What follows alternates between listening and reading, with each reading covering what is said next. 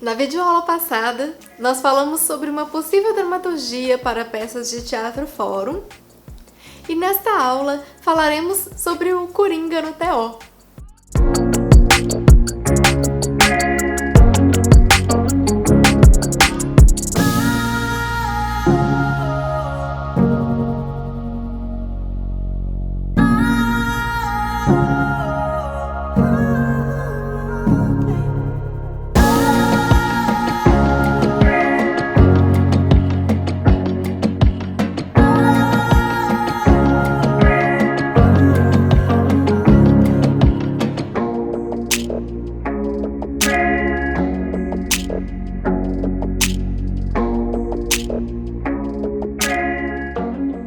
Vamos começar com uma conceituação, ainda que breve, do termo Coringa.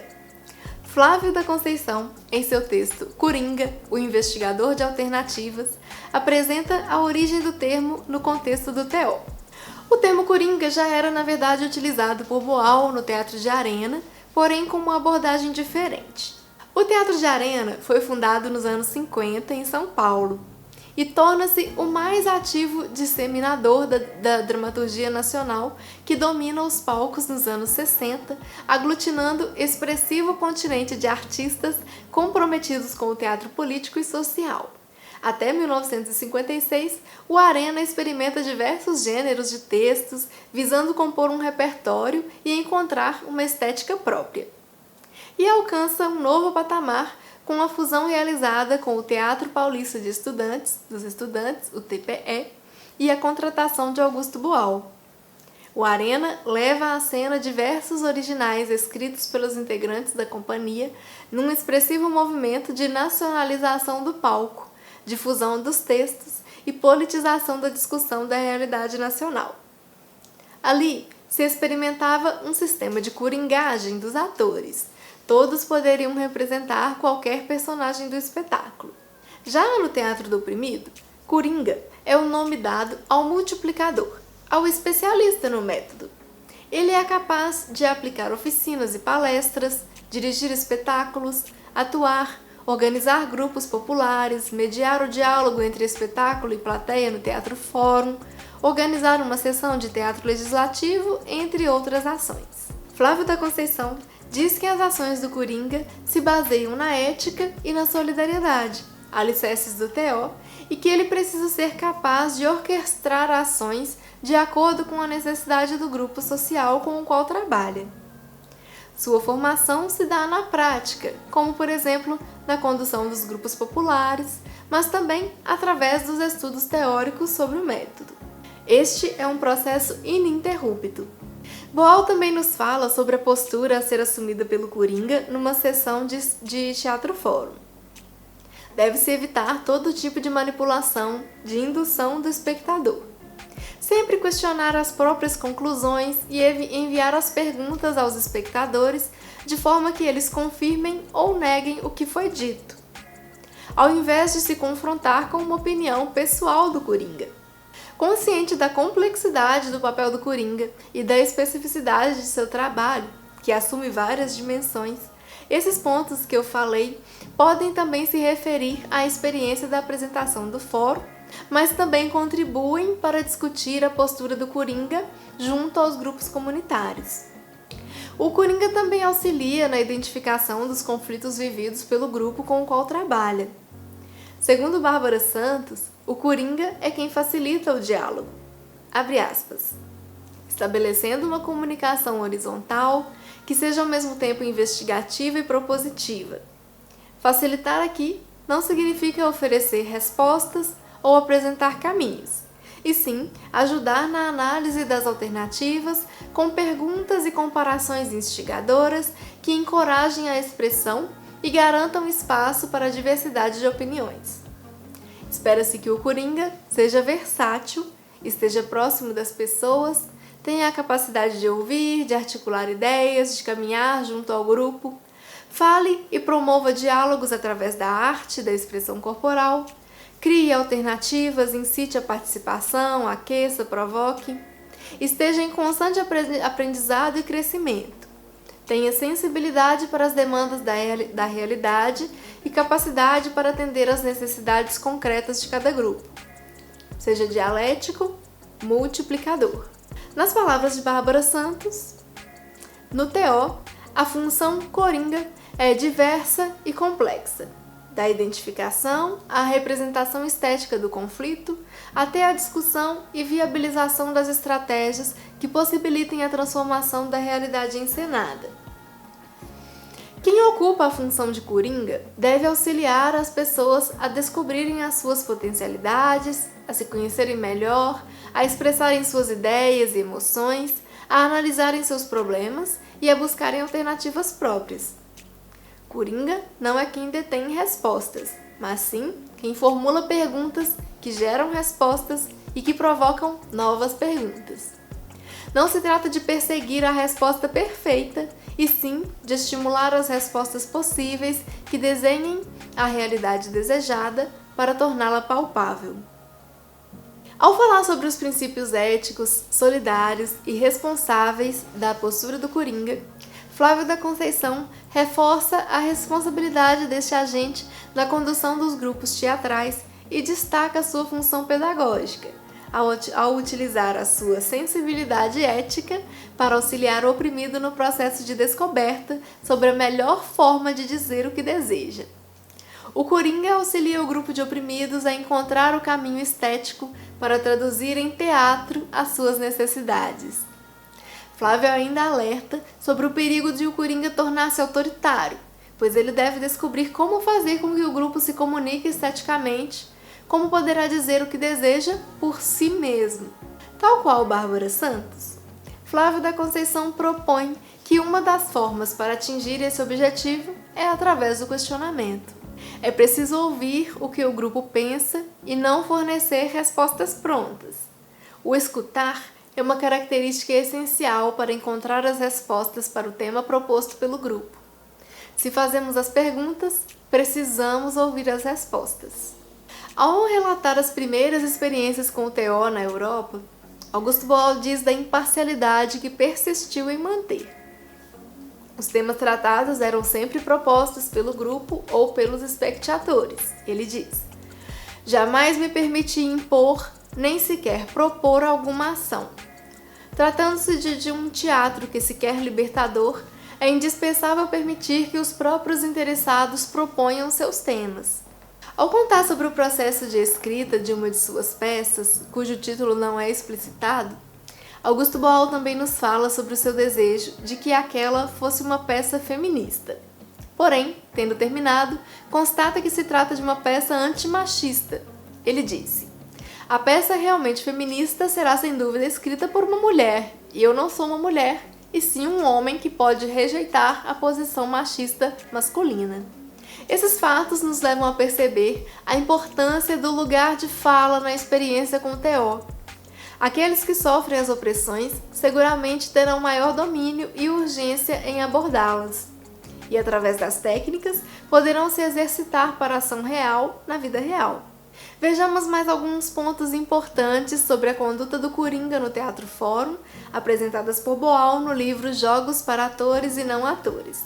A conduta do coringa é decisiva. Deve-se evitar todo tipo de manipulação, de indução do espectador, não tirar conclusões que não sejam evidentes, questionar sempre as próprias conclusões e enunciá-las em forma de pergunta e não afirmativamente, de forma que os espectadores tenham que responder sim ou não.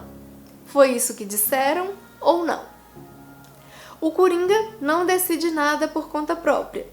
Enuncia as regras do jogo, mas a partir daí deve aceitar até mesmo que a plateia as modifique, se isso for julgado conveniente para o exame do tema em questão.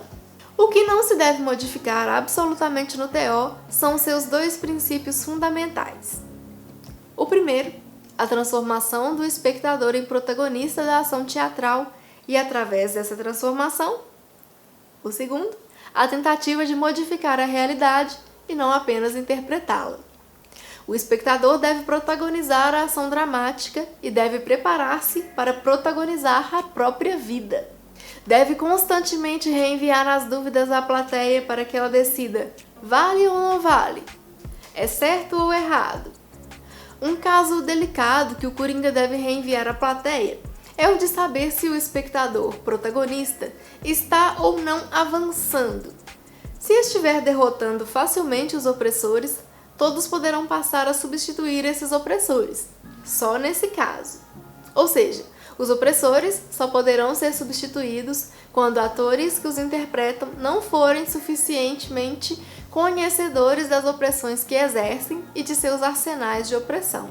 O Coringa deve estar atento a todas as soluções mágicas, isto é, fantásticas, impossíveis. Quando isso ocorrer, pode interromper a ação de um espectador protagonista e perguntar à plateia se aquela é uma ação possível, se poderia ser realizada. Ou seja, não deve declarar que é mágica e sim interrogar a plateia. Às vezes, as ações propostas pelos espectadores, ao contrário de mágicas, são insuficientes. Nesses casos, o Coringa deve tratar de estimular os espectadores a encontrar soluções mais ativas. A solução mágica é enganadora, mas a solução insuficiente é desmobilizadora. A atitude física do Coringa é de extrema importância. Alguns têm a tendência de se diluir na plateia, se sentando ao lado dos demais espectadores. Isso pode ser desmobilizante. Outros, com o próprio corpo, revelam a dúvida, a indecisão e até a timidez. E tudo o que acontece sobre o palco, sobre a cena, isto é, todas as imagens produzidas pelos corpos do Coringa e dos atores, ou pelos objetos, são imagens significativas. São significantes que têm um significado. Se o Coringa em cena está cansado ou desorientado, a sua cansada e desorientada imagem será transmitida aos espectadores. Mas se pelo contrário, fisicamente o Coringa está atento, dinâmico, também esse dinamismo não deve significar ser impositivo. É importante que o Coringa seja dialético, use perguntas e dúvidas para ajudar atores a organizar os seus pensamentos e preparar as suas ações. Resgatemos também alguns pontos sobre o Teatro Fórum. O Teatro Fórum é uma apresentação de um problema, com todos os conflitos que ele tem, no qual a personagem não sabe o que fazer e acaba por optar por uma opção equivocada, que a leva à derrota. Apresenta-se o espetáculo do fracasso e se diz à plateia: isso é o que tem acontecido. O protagonista errou. Se você estivesse do lado dele, o que faria? O Coringa convida a plateia a substituir a personagem oprimida e tentar solucionar o problema. O que você faria no lugar dele? A cena escolhida para caracterizar a opressão deve ser construída a partir da realidade. Quando se tem um problema claro, concreto, urgente, é natural que o debate se dirija para soluções igualmente urgentes, concretas e claras. Um tema nebuloso provoca nebulosidade. Pode ser ao contrário, que a imprecisão seja apenas aparente e que o fórum sirva para analisar uma situação em vez de sintetizar soluções possíveis. Mais importante do que chegar a uma boa solução é provocar um bom debate. Uma peça de teatro fórum deve apresentar sempre a dúvida e não a certeza. Deve ser sempre um antimodelo e não um modelo. Um antimodelo que se pretenda discutir, não um modelo que se deva seguir. Ensaiar uma ação antes de praticá-la, eis uma das maiores utilidades do teatro fórum. Uma das formas de chegar à encenação de um modelo de teatro fórum é através do teatro-imagem. Mais precisamente, através de uma sequência de teatro-imagem que cheguem finalmente à construção do ritual que corporifica o tema tratado. É preciso que os espectadores vejam as opressões e não apenas delas sejam informados. Ao se encenarem rituais pouco teatrais, pouco estimulantes, corre-se o risco de induzir espectadores participantes a apenas falar, discutir verbalmente as soluções possíveis em vez de fazê-lo teatralmente, pelo corpo. É o que Boal chama pejorativamente de rádio-fórum. No teatro-fórum deve-se chegar a uma solução? Boal diz que mais importante do que chegar a uma boa solução é provocar um bom debate. E é evidente que muitas vezes acontece de aprendermos algum dado útil durante o debate fórum. O debate, o conflito de ideias, a dialética, a argumentação e a contra-argumentação, tudo isso estimula, aquece, enriquece, prepara o espectador para agir na vida real. Quando o modelo é urgente, isto é, quando não se trata de sair do espetáculo e agir diretamente sobre a realidade, igualmente não é necessário encontrar uma solução, é necessário buscá-la. Pode acontecer, no entanto, que o fórum seja feito justamente no sentido de buscar uma solução para um acontecimento que se produzirá de qualquer maneira logo em sequência, como foi o caso vivido com ex-moradores do bairro Palmital. A partir do Teatro Fórum, nós nos preparamos para fazer uma reivindicação junto ao poder municipal. Definimos quem falaria, debatemos o que essas pessoas falariam, quais argumentos seriam usados. Ensaiar uma ação antes de praticá-la, esta é uma das maiores utilidades do Teatro Fórum. Deve-se representar o modelo da ação futura? É útil representar o modelo da ação futura se houver perspectiva de que ele seja vivido efetivamente no futuro imediato. Essa representação pode funcionar como uma espécie de ensaio geral do ato real. Esse modelo seria a cena tal qual queremos vê-la na vida real e as ações tais quais as queremos praticar.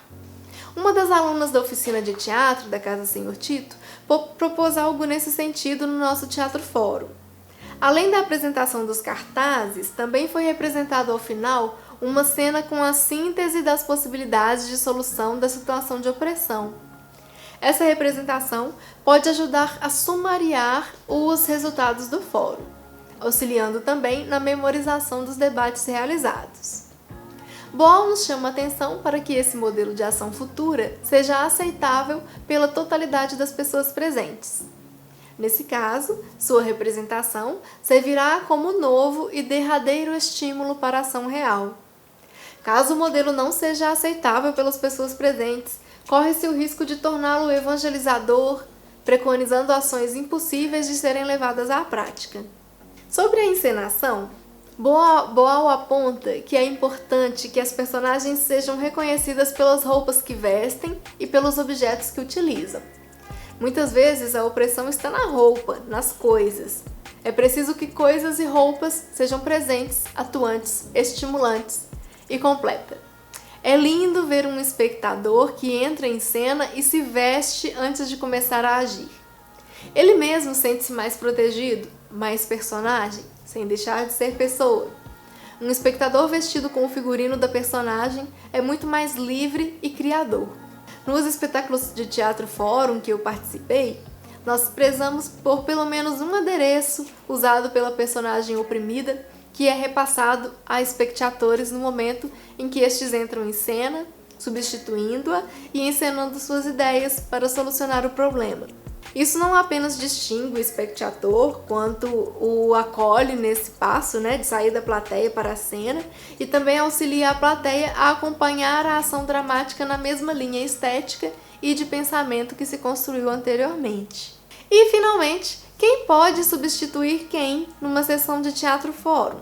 Apenas espectadores vítimas do mesmo tipo de opressão que a personagem, seja por identidade ou intensa analogia, poderão substituir a personagem protagonista oprimida para tentar solucionar a situação ou enfrentá-la. Só assim, espectadores, tão oprimidos quanto a personagem, estarão se exercitando para a ação real na sua vida real. Se um espectador não sofre da mesma opressão e trata de substituir a personagem oprimida, nós caímos no teatro exemplar, uma pessoa mostrando a outra o que ela deve fazer. Muitas reflexões além dessas, ensinamentos e dados sobre o Teatro Fórum podem ser acessados em diversos textos de estudiosos e coringas do TO, e eu indico o livro do Augusto Boal, Jogos para Atores e Não Atores, que conta com uma seção extensa dedicada à técnica.